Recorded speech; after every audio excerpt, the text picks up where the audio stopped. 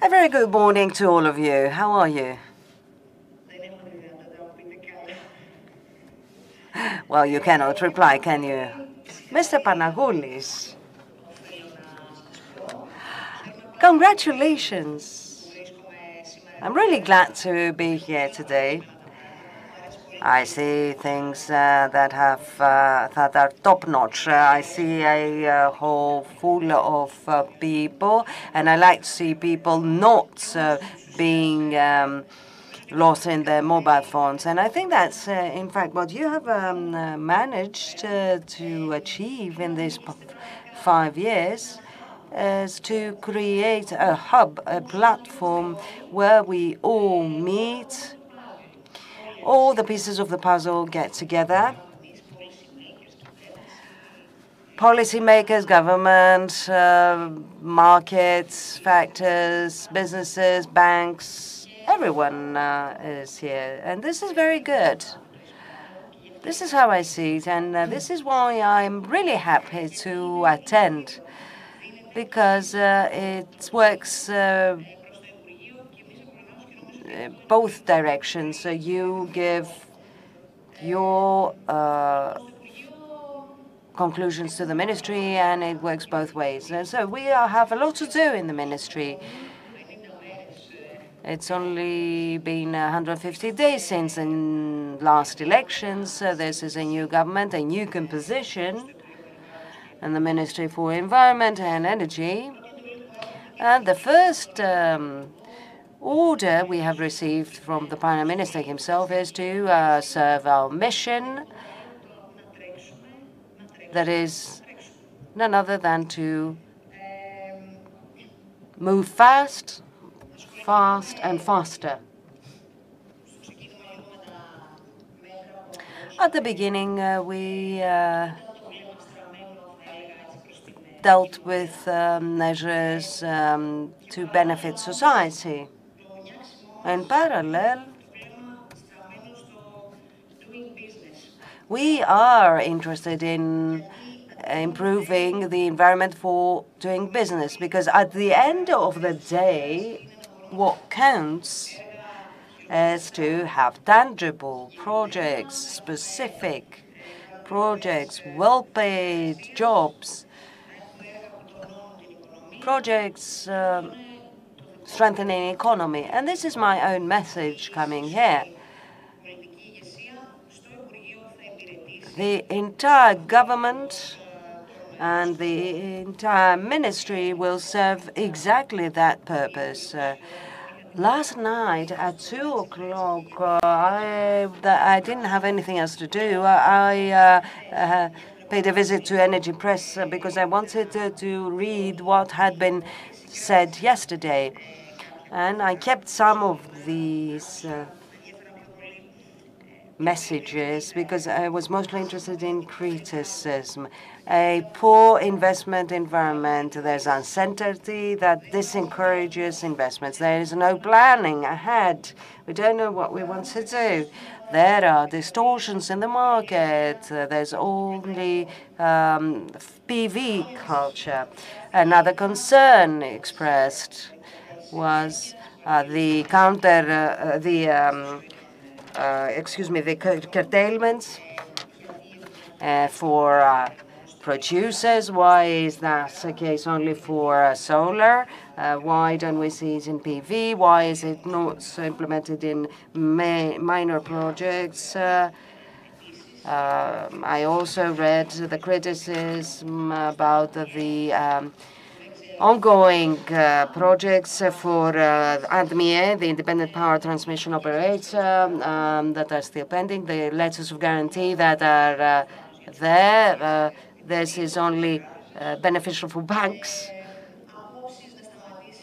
Views that the regulator should stop accepting applications, new applications, for ADMIE, the Independent Power Transmission Operator, to stop accepting applications.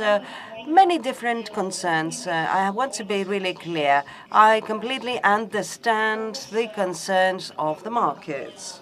And as in the past 2 years, at least from the position of the Secretary General for Energy, I was interested in that.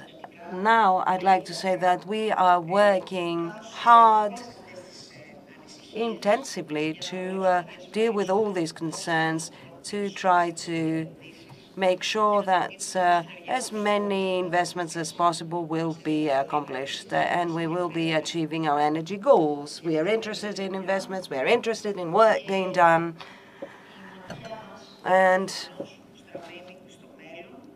our eyes are turned to the future, and the path to the future is only through growth and development. This is what we want, and this is what we will try to serve in the ministry, seriously, with the cooperation of you all. But I want us to agree on something.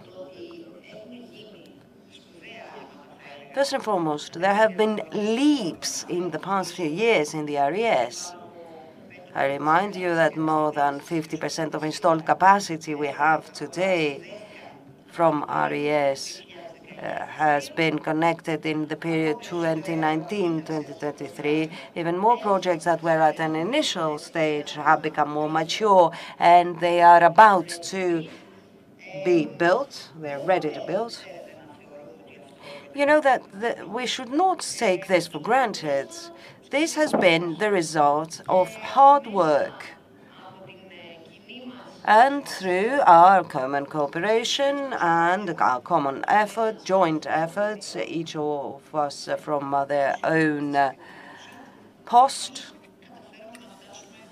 we've been able to make it here today. And of course, we all acknowledge that there are many issues to tackle. I understood that this has been an important subject. I'm referring to the electric space. We're not talking about inexhaustible resources, so I acknowledge that. But there is no room for opportunistic attempts. There should be a really strict phase control in the market. But I want to be optimistic, and I will be optimistic because I believe that we can go on doing what we went about doing towards the correct direction. We can probably correct what went wrong, what went poorly, what needs to be corrected, and definitely we can plan for what's missing in order for all the pieces of the puzzle to be there and to lead us to our common vision. So in these coming 4 years, through a very clear plan and through very specific policies and implementation measures, we will achieve an even higher record for the RES. More specifically, I'd like to mention the following. This could be of importance. Today, we are going to push the button for the National Plan for Environment and Climate, the NECP, to reach Brussels because the deadlines were very, very strict. This is going to be put under consultation, but we will send it to Brussels in order to get their first assessment vis-à-vis this draft NECP. And while this NECP will be in Brussels for its assessment, we'll have other consultation with the stakeholders. So our aim for the RES as a share in the gross ultimate consumption for by 2030 is 44%, quite high, much higher than the aim of 35% today. And as you know, The aim for the contribution of RES in power consumption is 80%. So this means that by 2030, we should have installed 23.5 gigawatts, that is 12 new RES stations in the coming 7 years, 2, as we have been committed for offshore wind, and 5.3, which is quite tough, for new units for power storage. Very nice objectives, but let's see what we're doing to achieve them. Tenders, RES and PPAs. The first priority, power purchase agreements. What are we going to do with us? In the ministry, we're going to move on to the extension of the scheme approved by DG Competition regarding RES tenders. We do have the approval by 2025, and we want to be able to organize more tenders in 2 parallel channels, both for RES as well as for RES stations with storage systems. These storage systems tenders, well, we do have an approved scheme, because as you can understand, whatever we do needs to be approved by Brussels. We do have an approved scheme. We are talking only about 200 megawatts, but I think that it's going to be really easy to have a talk with Brussels and enlarge that. So what we want to do through these tenders, not only provide security for projects in order to find financing and implementation, but also a solution that will lead us to create this much needed electric space and continue with the agreements with IPTO, because so far the strategy followed by IPTO vis-à-vis the agreements is not politically acceptable by me, allow me to say. It has to stop. We cannot stop the procedure for the connection agreements, and we cannot lock the entire system on what has been isolating it on and limiting it on what has already been provided. I will continue. Then coming tenders, etc., will be as the current ones regarding RES stations.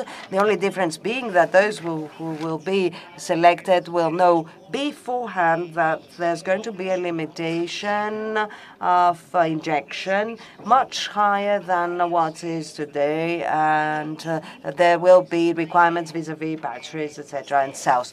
Now, these obligations will be known already, will be defined in order for every investor to be able to run their investment plan, to calculate their functional aid, and IPTO will be ready to assess the electric space that will be created. Now, what else is going to be done? In the coming period, we are going to prepare the necessary legislative provisions. There will be relevant announcements made so as for us to be able to adopt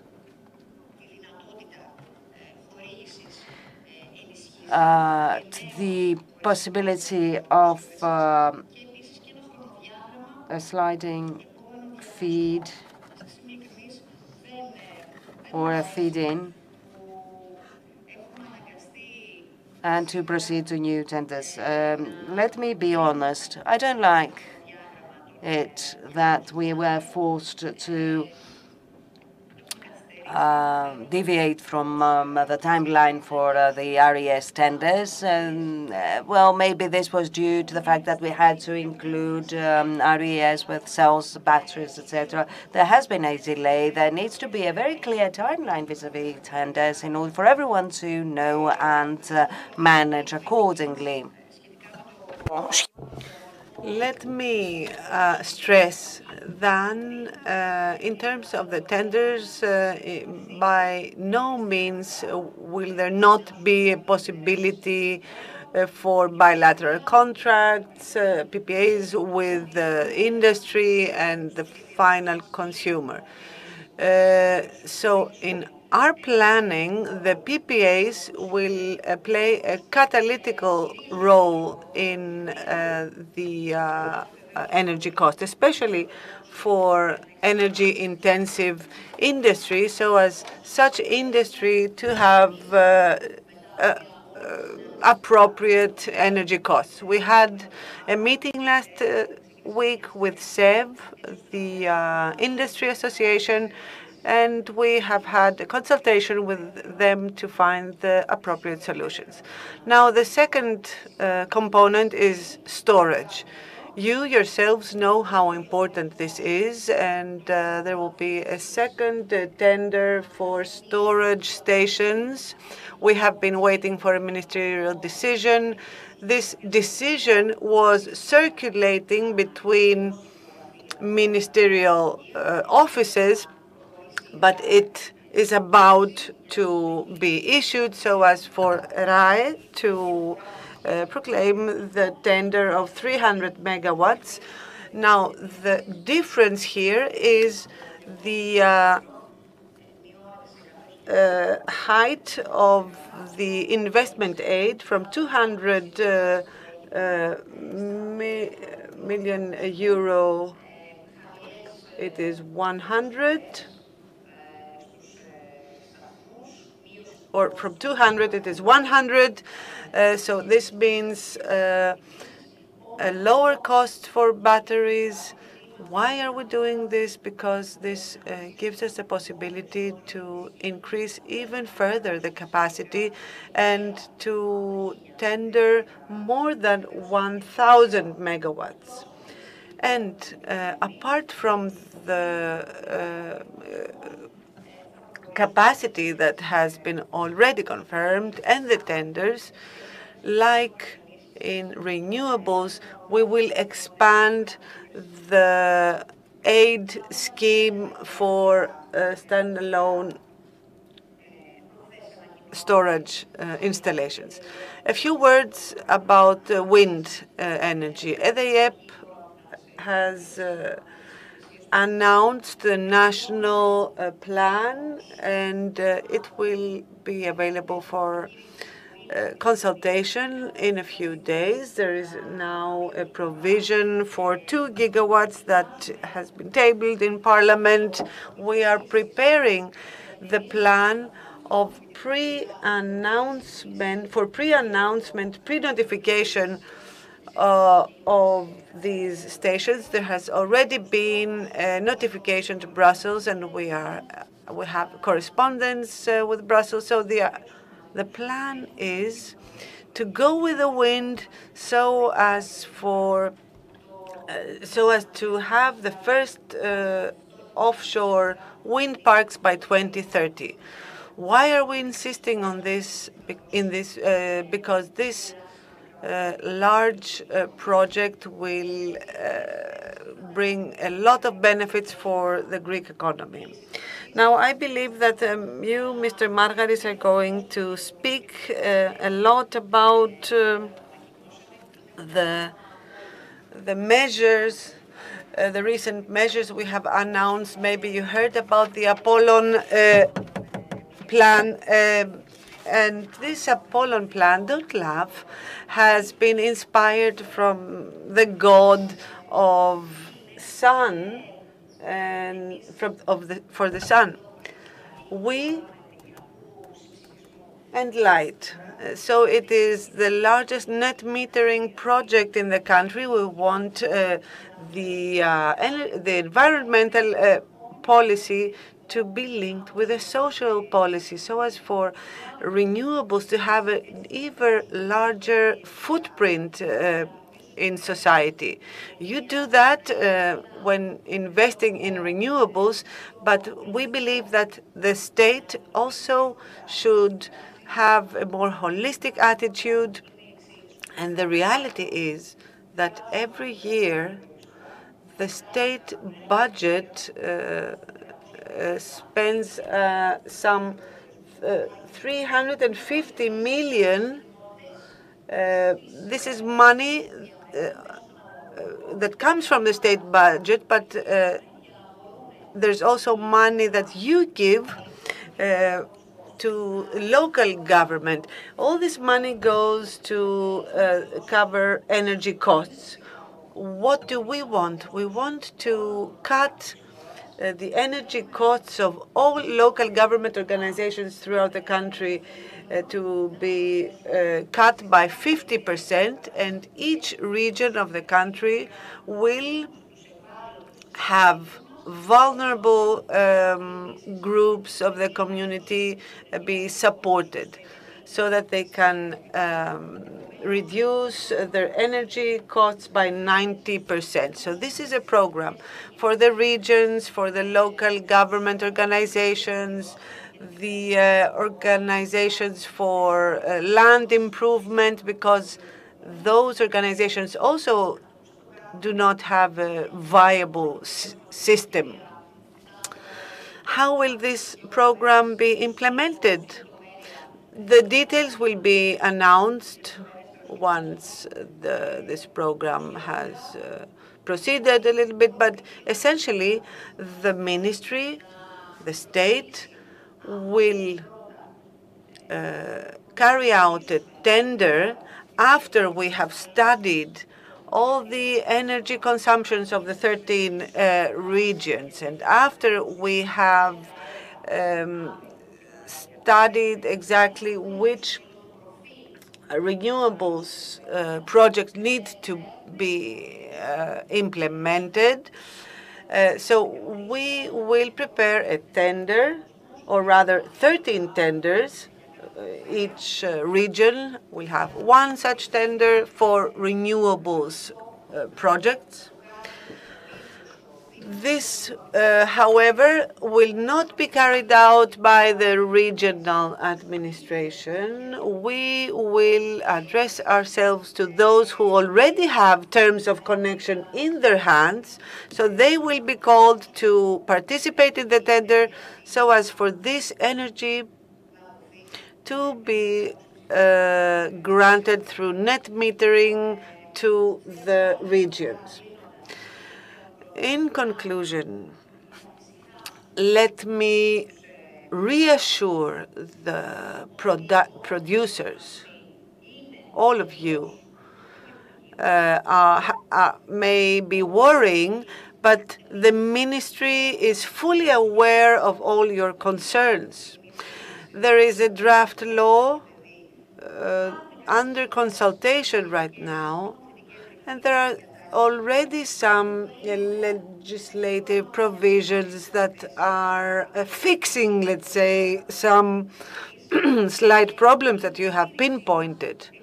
So the support on our side is given, because the aim of all of us is to ensure that we have affordable, clean energy for all.